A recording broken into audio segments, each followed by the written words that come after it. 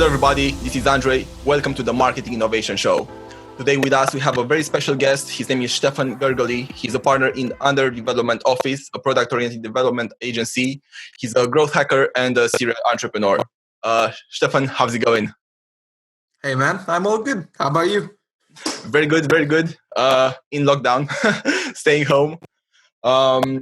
So yes, a quick intro to what we're going to discuss today and why, guys, you should listen till the end. So in this episode, we are going to speak about growth hacking in the post-COVID world and how brands B2B and B2C equally can make the most out of the opportunities that are going to come up or have already started to occur. So Stefan, tell us a bit about yourself. How are you doing? What are you up to these days? All right, first of all, I have a question. How are we on illicit language in this podcast? We are fine. Just not too many swear words, but it's all right. It's all right. Okay. All right, I understand. So the thing is, I shaved my freaking head. That's one of the things that I did out of sheer boredom in this troublesome time. But apart from that, yeah, I think I'm all good.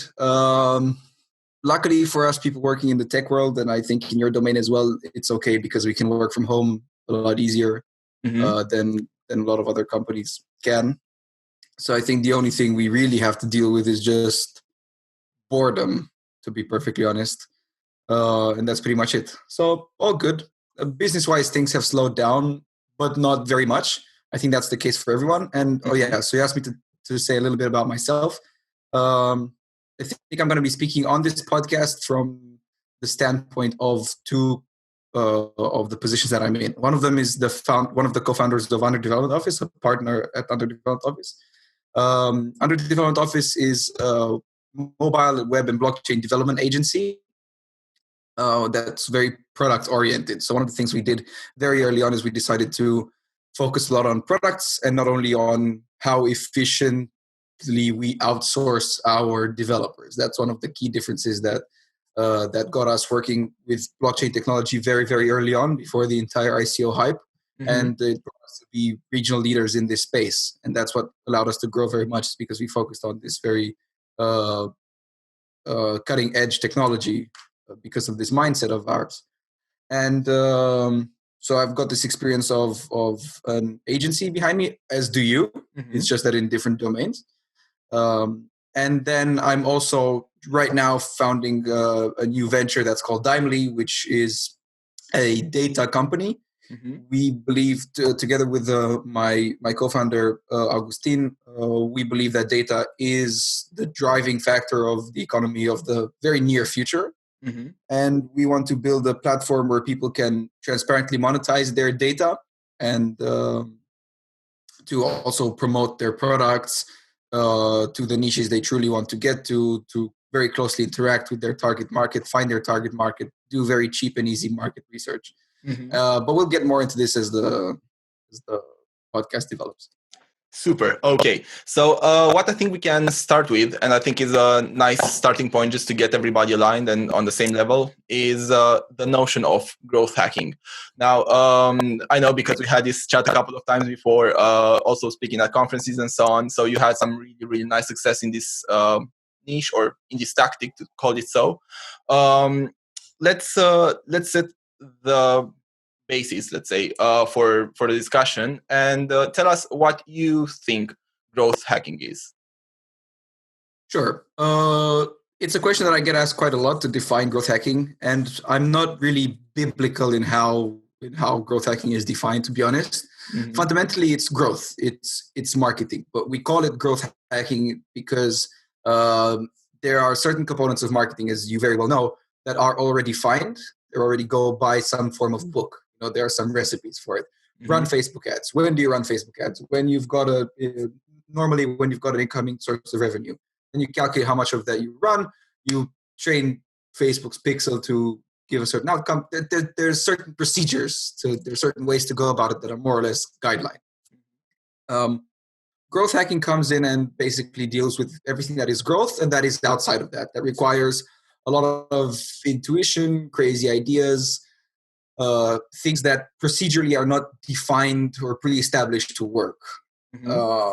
and that normally involves cutting corners of sorts. This means piggybacking on the success of other marketing campaigns or of other platforms. And I mean piggybacking in the literal sense, because when you run a Facebook ad campaign, you don't piggyback on the success of Facebook. You use their service.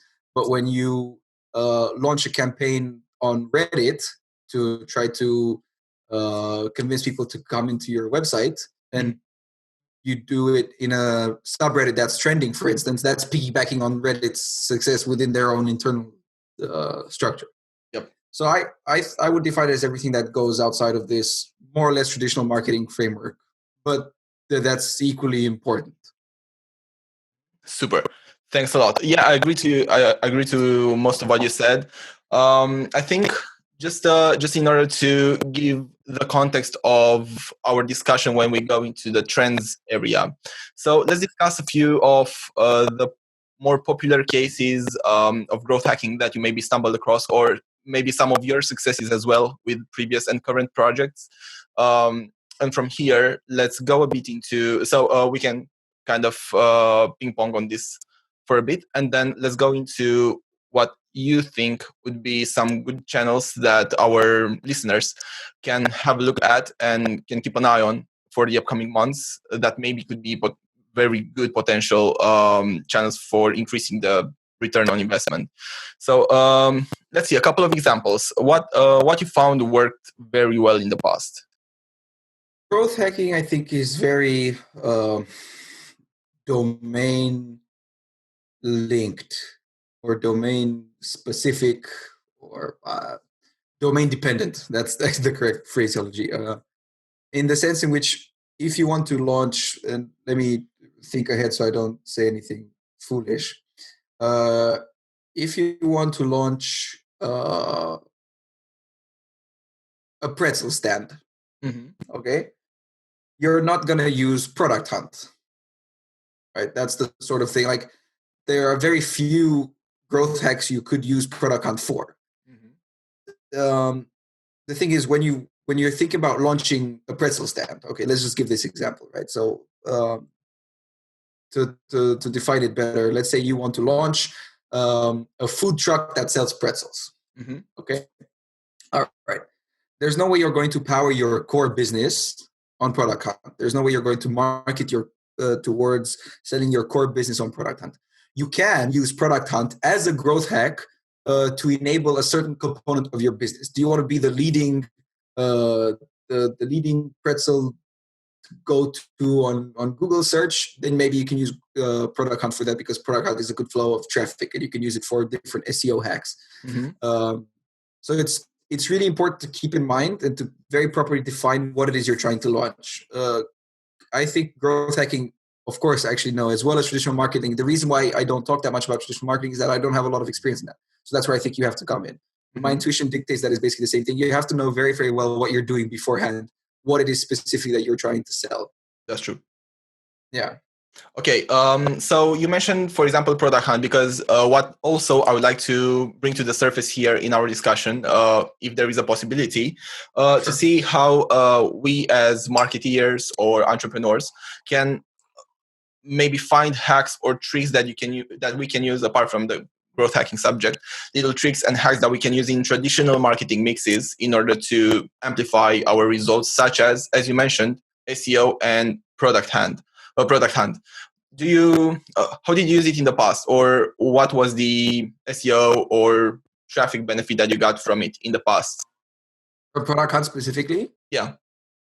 Product Hunt, I think I launched not that many, I think 3 or 4 products on Product Hunt so far, on which I only had a tremendously big, or should I put it, profitable success with my favorite project that I like to talk about as a launch on Product Hunt. It was one of the most viral Product Hunt launches in Romania, and that's for a site that's called The Button. I can send you some screenshots to put here, or some recordings of how it works. The Button is a really, really simple concept. And it provides a good example of how to decide what platforms to use to growth hack. So The Button is an idea a really good friend of mine, Andrei, and I came up with, in which we have one web page with one button on it that just says "Do not push." Mhm. And apart from that, everything else on the page is relevant. So the button is really centered. Nothing else is in focus. Mhm. And if you push the button, anyone who pushed the button gets taken to a web page that gets opened in a separate tab. And you don't know what that link is going to be before you press on the button. But once you do, you get taken to that web page. And one other thing you can do is you can buy the button. And if you buy the button, the way the financial mechanism behind it is to pay at least 1 cent more than the person who bought the button before you. It doesn't matter when they bought it. You don't get it for a certain period of time. Mhm. And then the button is yours, and then you can take people to whatever link you want. So fundamentally, it's a traffic flow trick. You bought the button, you would get traffic. Mhm. We launched on Product Hunt after looking up the best time to launch, the best methodology to use, everything. So we really did it to the maximum. We reached the number, I think, 4 product of the day then. But we got nominated for the Product Hunt Golden Kitty Awards, where we got number 2 in our category, which was what the fuck. That was the category. That was literally the category. And we got, I think, 30,000 visitors within a couple of days. And that's quite a lot. Yeah, And very nice. the one thing to take into account from Product Hunt is that the conversion rate is way better than most of the other traffic. So we got really good traffic. We got US traffic, UK traffic, German traffic. We got almost no traffic from Southeast Asia or stuff like that. Can you so if our listeners were to think about Product Hunt within their marketing mix, should they use it only for launches, or how could they use it? For example, if it's already an established business, or maybe like a startup, but not just starting out. Yeah, sure. How could this be used? I think Product Hunt is a great platform to use if you're launching a product, just like as I said before, and you can use it as a flow of traffic that generally has high conversion rates. Yep. And the tip for that is make a really, really smooth onboarding process, because you are going to have a lot of people going through it. So you want it to be as clean as possible. You want it to convert as much as possible. Mm-hmm. With the button, we had a 98% conversion rate to people clicking the button. Of course, it's a very simple action. You press a button, but 98% is a huge fucking rate. Yeah. And another thing you can do if you're not launching a business where you just have to have this very clear conversion. And then actually one more thing I would add is a trick in your product to maintain an intrinsic virality rate. I think that the global trend of marketing is to go deeper and deeper into the product. Mm-hmm. So you no longer just build whatever product you want, run Facebook ads, and then it'll work. You need to think of the entire flow of people that come through the Facebook ads. How will they generate more users for you? Things like this. So you have to really, really work on the product's virality. We did that with the button. I can happily share some of the cool tricks we did to mm-hmm. maintain an intrinsic virality rate. Sure thing. But to answer your question, if you have an established business and you want to use Product Hunt, I think one of the best examples for that is what Figma did. Are you familiar with Figma? No. Okay, so Figma is a free design tool. They're taking on they're taking on Adobe XD and Sketch. Mm-hmm. Figma is completely free, and they built a thing in which anyone can build their own mini products, frameworks, whatever within Figma. So I can build a tool within Figma that converts GIFs into animations across multiple design pages, whatever. And I can launch this. And what they did is they would encourage people to launch their things on Product Hunt, to launch these little tools on Product Hunt, and people could monetize them as well. Yeah. So what ended up happening is Product Hunt was full for a period of time with just insert name here for Figma. So insert tool name for Figma, GIF analyzer for Figma, 3D converter for Figma, for Figma. And then every time you would go on Product Hunt, you would just see Figma all the time. Figma is established business. Mm-hmm. Well, yes, it's not a startup per se. Or like they're not going to die within the next couple of months. So yeah. But that's actually a very good example of what you said of like getting a user on your platform and then having them promote your business, basically becoming a brand ambassador away. This example, what it is what you can do is you can launch instead of launching a product. If you already have an established business, instead of launching products on Product Hunt, what I would do is I would launch features. Mm-hmm. And then use it for the SEO aspect, use it for the traffic funnel towards that specific feature, use it to promote that specific feature. That's what I suggest to most of the companies that I work with on growth that have an established business or that don't want to use Product Hunt as a one-off thing. Mm-hmm. That's a great hack to not use Product Hunt as a one-off thing, is to launch features. But one thing you have to take into account is that the Product Hunt community is very, very smart compared to other communities. They will figure out, and they do know if you're trying to trick them. So you don't just launch cheap features again and again. You have to make sure that they're different. You have to make sure that they serve more or less a different type of audience or a different purpose than the ones you previously launched. With Product Hunt is free to use, and yet you can't be cheap about it in the sense of what you really launch there. Everything has to have some form of quirk, some form of a cool thing behind it. The community is super supportive. There's very, very little hate. It's a great platform to launch an MVP. It's a great place to talk to people and to actually get feedback. But because of the intrinsic mechanism of Product Hunt, which is to have new product launches every day, you will not stay relevant for long. Actually, you will not stay relevant more than 2-3 days. Would you recommend that? Sorry for interrupting. Would you recommend that, for example, if it's a really key feature and let's say somebody would like to have it there for a longer while, can you relaunch like the same thing more times, or does it have no? So it has to be once. The chances of you being able to relaunch the same thing, if you weren't for some reason completely transparent when in the day that you launched it, so if you weren't in the bottom 5 to 10 places for whatever reason, let's just say maybe loads of good products launched on that day and you were unlucky, maybe in that case you can launch again. But apart from that, this is the one thing the community is not friendly with. And launching the exact same thing again. You can launch something slightly different, but not the exact same. Okay, cool. And can you run any sort of sponsored ads or something that, us marketeers in general would be looking at too? Yes, you can run promoted posts on Product Hunt. I have not done that. I have seen them a lot. They do convert traffic, but I would not recommend it, to be honest, because it kind of defeats the purpose of Product Hunt. On Product Hunt, there are people. Product Hunt is a great platform. I'm just going to define this out in as simple as possible terms, so that the listeners can get a feel of what Product Hunt is mostly good for. But you have to keep in mind that there's an asterisk to my following statement, and the asterisk is you can use it for everything as long as you're creative enough, or as long as you work with someone that's creative enough or that has Product Hunt experience. I'm sure you know people and I know people, and we can be contacted for that.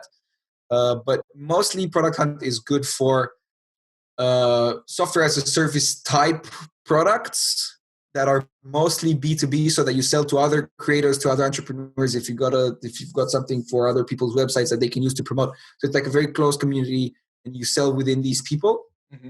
That's great. That's ideal, so to speak.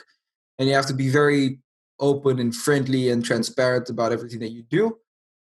And it works for software as a service type products. So if you're not an SAS per se, so you don't have a subscription to whatever you're selling, but you do attack the same sort of niche, or you have the same sort of clients, then yes, the principle remains. It still works.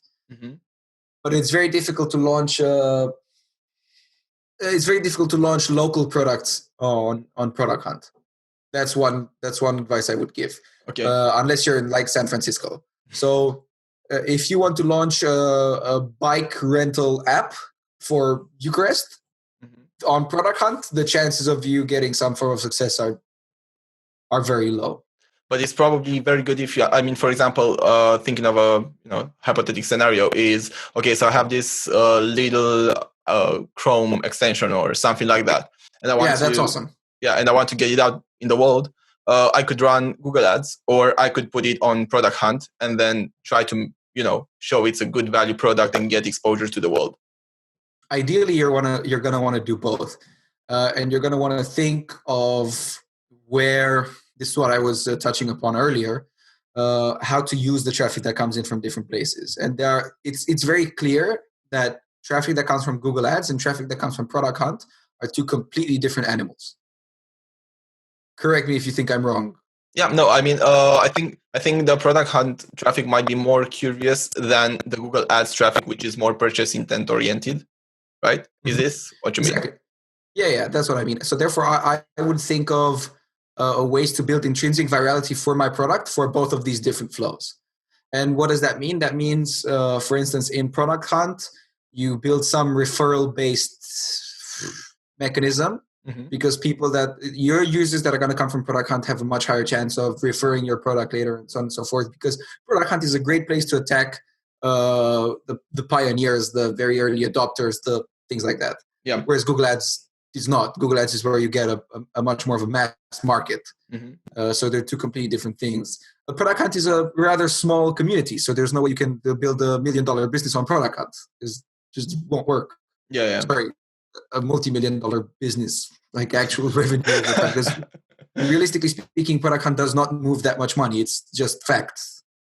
Yeah, no, but I think that the value of our discussion here is actually, like generating that additional exposure in the right niches. And probably, like, if we were to compare it with other channels, this is a relatively lower cost. And I think that many people, I'm sure that there's a lot of entrepreneurs here that might have already launched on Product Hunt, or at least they are visiting and using it to some extent. But also, I think that it's a platform that is easy to be left behind. And in the context of growth hacking and trying to get more for the buck in terms of marketing, this can be a very nice tool. Maybe another question. Go on. Sorry. No, definitely. I completely agree. Oh, super. So one thing that I wanted to ask you, since we are on the growth hacking subject, and Product Hunt, is there any day in particular that you found works better for somebody if they are looking at? They change. They always change. So probably if I'm going to tell you a day now, it's probably going to be different by the time you get to launch something on Product Hunt. The best thing to do is to look it up right then and then when you're doing it. There's tons of places online where people talk about the best day to launch. When we launched the button, we found out that it was Tuesday, and it was Tuesday. But right now, I think everyone found out that it was Tuesday. No, I don't think. That's actually what happened. Everyone found out that it was Tuesday. If you try to launch something on Tuesday now, you've got tons of products launching. Yeah. So it moved to Wednesday, and now Wednesday is getting saturated, and right now it's moving to Thursday. But I think that's not going to be long-lived at all. I think it's going to move to some form of Friday, Monday, or Sunday type thing. Really, you have to look it up then. One thing that I found out right now is just looking at the traffic on Product Hunt. And what I'm seeing is that there's a growth in traffic from February, where they have 4.5 million monthly visitors. That's a lot of people, by the way. To March, where they have 5.04. That's a 500,000 people growth in traffic during the COVID thing. Crisis, whatever, pandemic, sorry. So this is one of the platforms that is increasing in traffic during this time. So it's specifically for this period of time, you do want to launch on it. It's not been affected negatively at all. Super. Okay. So let's see. Let's talk about other platforms. So this would be one of the, I think it's very valuable that we brought it up and we discussed it in detail. I think that mainly for B2B SaaS businesses, which is a good proportion of our audience, I think that is very valuable. And the idea of integrating this on the organic side, I think it's very, very good, and transforming people into brand ambassadors and then working on the actually on-site journey of the newly acquired people and visitors. What is your focus now when you think about growth hacking for the future? So you mentioned you have a new venture. I'm sure that you have already explored all the ways that you can make that a great success, as you did with all of your previous projects. So, okay, don't give up everything. Don't flatter me. But what are some things that you are looking at the moment, and you think our listeners could be looking at as well? Okay, I'm going to give the most Gary V answer I could possibly give here. Okay. And that's TikTok. Gary V is constantly pushing TikTok, and there's a reason for that. And he does. Gary V is a highly, I think, debated person. I don't. The point is not to bring him into the conversation, but he does mention TikTok a lot, and I find that for Dimely, TikTok is going to be a good platform to go out to. How are you thinking about your TikTok strategy? Because this is actually something that is very current for us as well. So we have a bunch of clients in this. For us, would be more B2C discussions of like using TikTok and how they could run maybe influencer marketing on it or paid ads, which, for example, in Romania, they are not very mainstream at the moment, and you can't really access it like that. your platform would be sort of more B2B one. That's the thing. Timely has two components. Okay, so let me give you a short pitch so that we know where we're at. Perfect. Let's go for it. Yeah. What Timely is fundamentally, as I said before, is a data platform. And what that means is that I wanted to create a place together with Augustine where people can monetize their data directly, immediately, easily, without having to do much. And where companies can tap into, or businesses or ventures or hustlers, mostly hustlers, can tap into this market, into this data really easily. We're seeing a large movement towards the sort of lean startup mentality where you have to test markets before and do all sorts of things and be very data driven. And we want to bring that to the individual that's running his own business, or that's hustling, or that has a small coffee shop or bar or whatever, that don't have the money. They don't have the money or the time, actually, mostly the time, not really the money, to use an agency per se, to build ads that scale for Google Ads, where you need 5 types of banners and 10 types of blah, blah. So what Dimely is in the first stage is it's an app where it's a Tinder-like app for ads, where people can come in. They give access to certain types of data on their device, like data that gets taken either passively or actively. Anyway, the idea is for it to be as simple as possible, based on the amount of data that that gets processed from them. And we're talking about, of course, no personal data, like very transparent about this. They get paid for it over time, so it's a stream of passive income.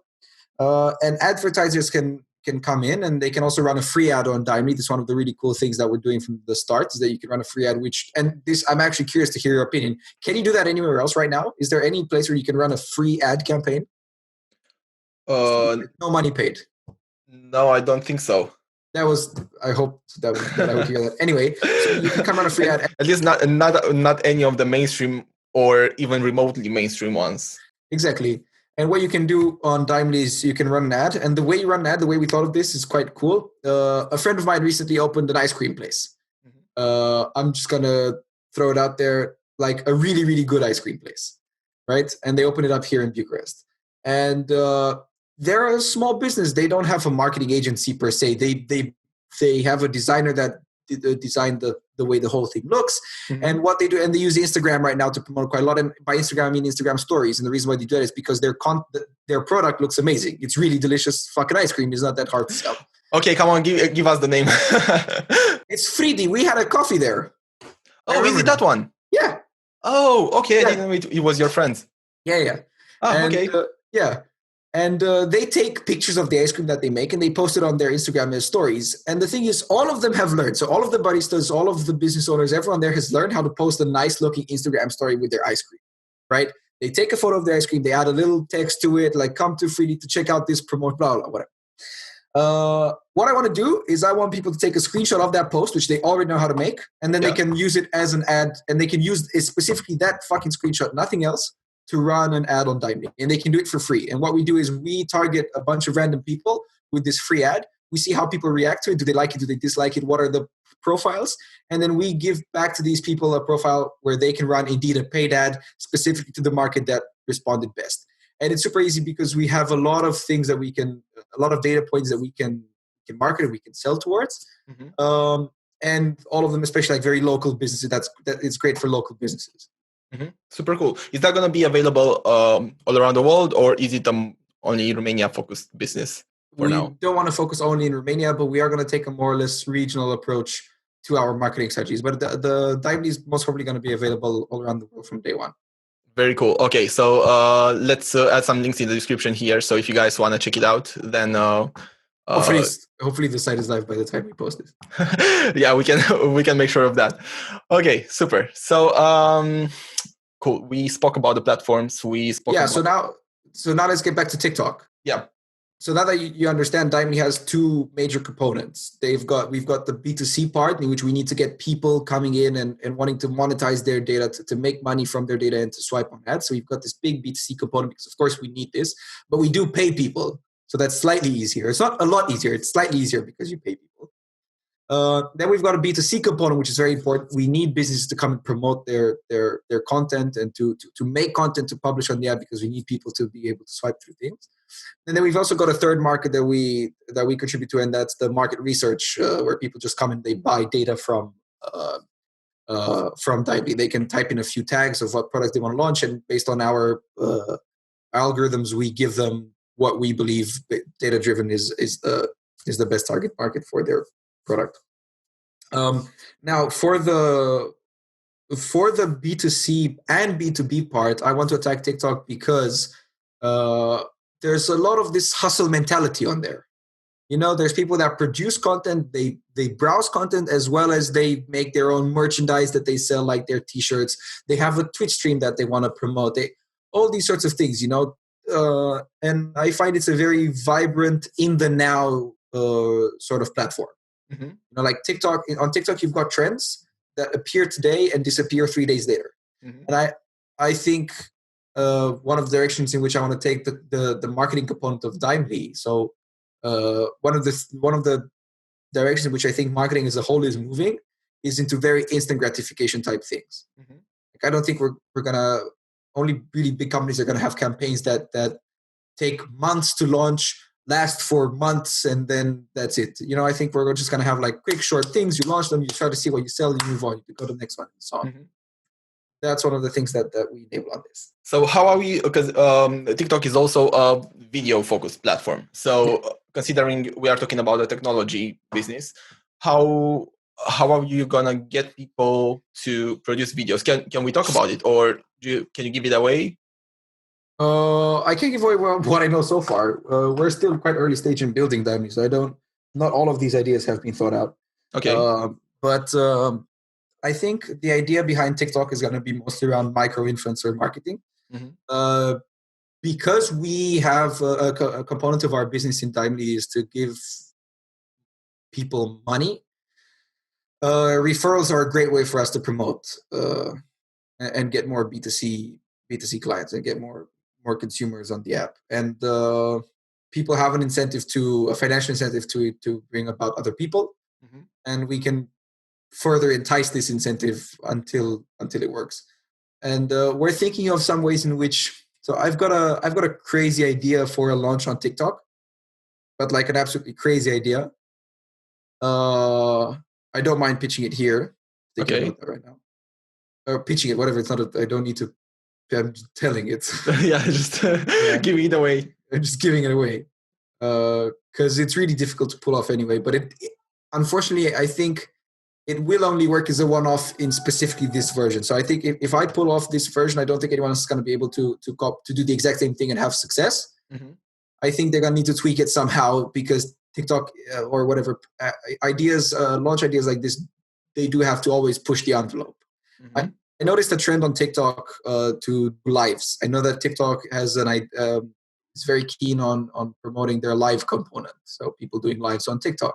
What they did even yesterday. So it's important when you're thinking about growth hacks to see on the platform that you're using, what is the direction of that platform? What direction are they going into? Because you can always use these niche things. Like you could have used stories a long time ago when they appeared on Instagram, Facebook, stuff like that. IGTV. Now on TikTok, IGTV, yeah, exactly. But that didn't blow up as much as Instagram hoped. Not yet, anyway. On TikTok, it's lives. And even yesterday, I think, or the day before yesterday, and of course, they were recording this, TikTok launched a live feature that they promote on top of the follow feed. If I'm not mistaken. Yeah. So on top of the follow feed now, before everything, all of the other content right on top are all of the ongoing lives that you can just tap into and watch. Mm-hmm. Right? So now the lives are starting to be the most promoted type of content that TikTok themselves promote and they encourage. And I noticed a trend to set the record for the longest live on TikTok. That was a trend, I think, a couple of weeks ago. And then another thing I noticed, like this trend had gotten so desperate, in which people were recording themselves, like a live recording of themselves sleeping, and people would just, like thousands of people would watch other people sleeping live. That's unbelievable. Like I think these are the sort of things that to a traditional marketer are unbelievable. And because realistically speaking, there's no book in which I think you could have read, you know what? People are gonna fucking watch themselves sleep on live on a platform. I really don't think, and by the masses, like by the thousands. Yeah. So I think that maybe to draw something that is more applicable to everybody looking at maybe this platform or at new platforms to include them in a traditional marketing mix is probably to think outside of the box, obviously, but more specifically to be very much tuned to the moment and to see what people and their audience is doing right now that they can benefit from, and put that in the context of what the platforms that they are going to be deploying on are trying to promote from within, right? Because then they have the support of the community, but also the support of the platforms to push. Mostly the support of the platform, yeah. Mm-hmm. Okay, you always have to be in touch with the platforms you're launching on. And I think what a lot of our clients, for instance, get wrong here is they don't truly listen to what is actually trending because it doesn't suit the idea that they had already come up with. Mm-hmm. So you have people right now going, yeah, I'm gonna do promoted posts on Facebook. You know, like, okay, I might have given a bad example because I'm definitely sure that promoted posts on Facebook are highly relevant for some things, but they're definitely not as relevant or as in growth as lives on TikTok are going to be if your format of content is relevant for the TikTok market and if it's relevant for the live format. Right, so you always have to be on the lookout and realistically towards yourself and to what these platforms are promoting. Live content is much more difficult to create, but if it's the trend, then yeah, it might just be a cost of sorts that is worth it. The launch that I'm thinking of doing is to coordinate all of the other launches of Dimely. So the launch on Product Hunt, the launch on Reddit, the launch on all of the other platforms that I'm going to be launching on under one big live on TikTok as the launch on TikTok. So I want to film an entire live of everyone in the team working for 2-3 days without any sort of sleep, because that's how a launch day actually looks. Mm-hmm.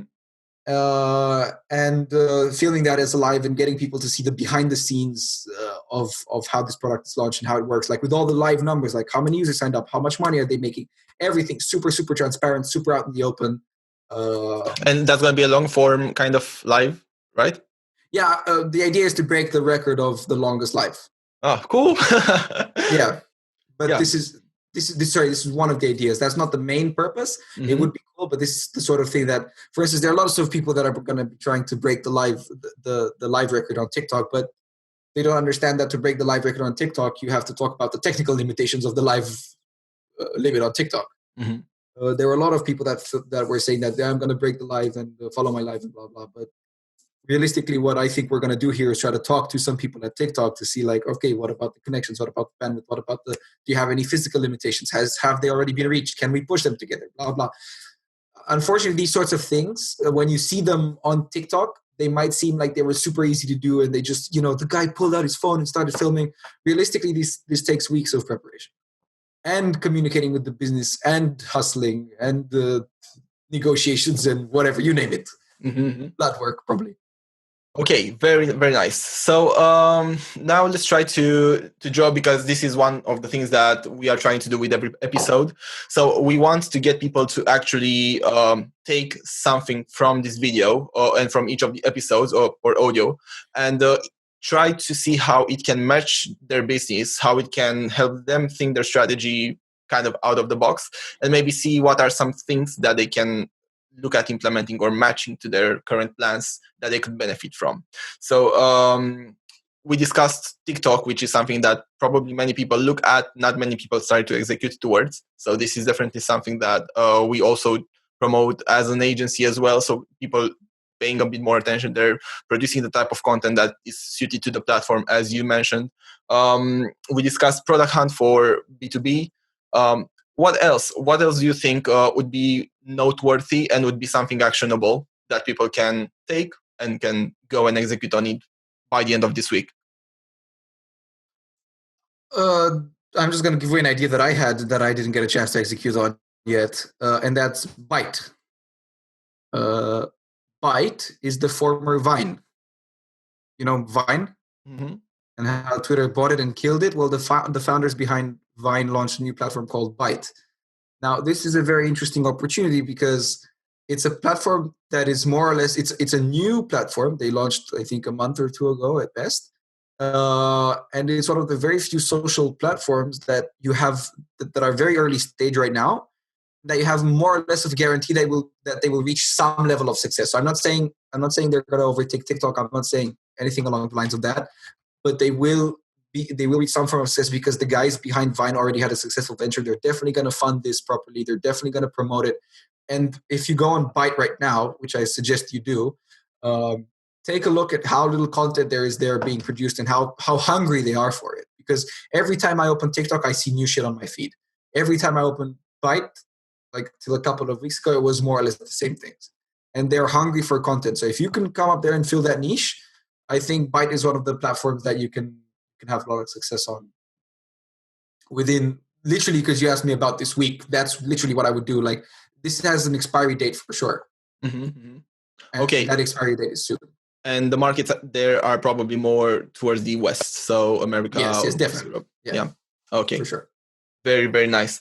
Okay, super nice. Love this episode. I knew it's gonna be a very, very good one. Now, wrapping up, tell everybody here and tell me as well where we should be following you and what you are doing at the moment or in the future. What are the best platforms to find you, to find your companies, and to keep up with what you guys are doing? Damn. I haven't worked that much on my personal branding lately to have selected a platform. I think I would mostly use LinkedIn and Facebook. Okay. I'll provide you with some links. But the best thing to do is to literally reach out to me on Facebook, on LinkedIn, my email address, whatever, and just talk. I'm open to loads of calls and coffees when they're going to be legal again. To just reach out and truly get in touch with the person. Because that was one of the things I wanted to add. You can always have these sorts of podcasts, and they're great, and they provide a lot of insight to people that have not had a chance to experiment with these platforms in depth. But realistically speaking, you have to take every idea so catered to what specifically it is to be able to come up with a growth hack or something like that, or a successful marketing campaign. You really have to get in depth into what it is. I don't think just following recipes is going to be enough in the future. So I think this stands for the both of us. I think both of us are easy to reach and to just freaking talk to super openly. And apart from this, so I know, and you just mentioned, but I want to get a bit more into this. So you also have a lot of resources that can help people with in terms of web development, cryptocurrencies. So just give us a bit of insight into that as well, and then sure. Under Development Office is an agency that I think most of the clients that we've worked with, if not all of them, actually have had a really enjoyable experience. That's because we really like what we do. Which is developing end-to-end products. So people come to us with an idea mostly, and we talk them through how that can be transformed into a product. We recommend what the best technologies are, even if those are really cutting-edge technologies, which we can work on together. We're experimenting with AI right now, for instance. Nice. If that makes sense for the product, and only if it makes sense for the product.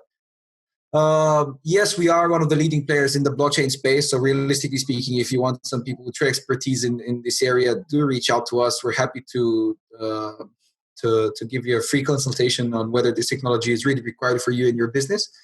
On what's the easiest way to do a POC and test out if it actually brings value towards you without having to invest infinite amounts of money into people that don't really know what they're doing. We've launched over 20 successful projects in this space. A couple of them with really big companies and a couple of them with banks. So we really genuinely do know what we're talking about in this direction. And our other main focus is on mobile apps and websites. That's pretty run of the mill, but I think we think quite differently than a lot of agencies out there. Very nice. So we'll post some links to you guys as well in the script of this episode. Now to everybody here, so about us, so we are a marketing agency. We help people implement cross-channel marketing campaigns and help them monetize their marketing budgets and efforts.